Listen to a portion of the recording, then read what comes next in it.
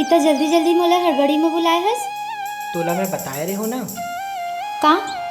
मोर नौकरी लगने वाला रही से। हाँ तावो लग गई। अरे वाह, ये तो बहुत अच्छा खबर सुनाए। फिर एक बुरा खबर भी है। वो का? मोर दिल्ली में पोस्टिंग हो गई है। अरे तब तो ते मोला छोड़ के वहाँ चले जाबे। सुन ना, तो पोस्टिंग यहाँ नहीं हो सके का? नहीं रोशनी, ऐसने तो नहीं हो सके। मोला दिल्ली जाए बर पड़ी। ते अपन ख्याल रख बे, मैं जल्दी लौट के आऊँ, ठीक है?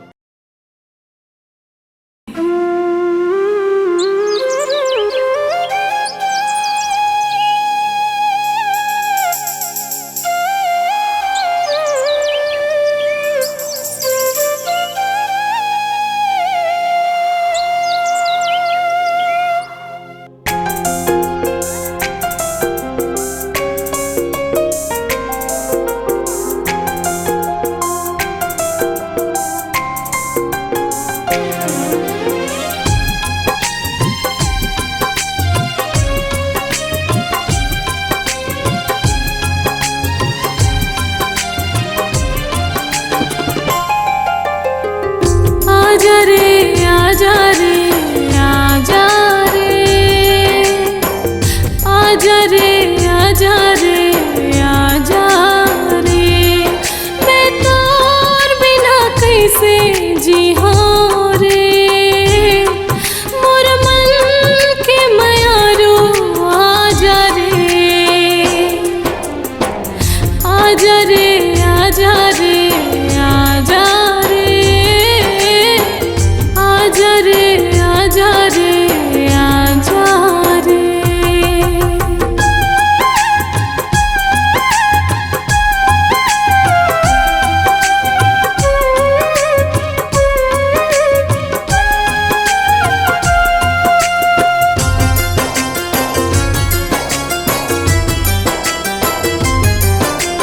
बही बरन होगे हवा तोर याद तड़पा थे, रोवत रही थो सोच सोच के ऐसन मोला सता थे।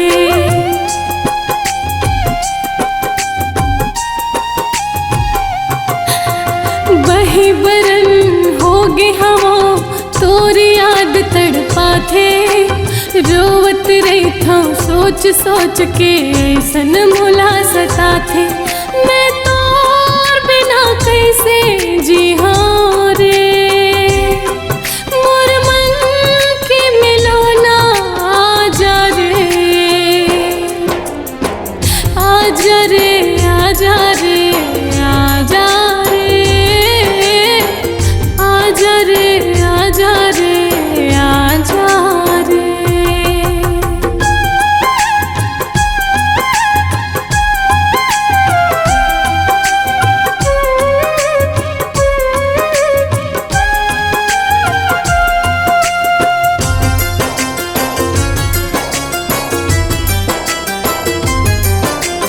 आके ते देख तो ले का हाल मोर होगे, पड़े रही थो बिस्तर में जिंदा लाश में हो गयो।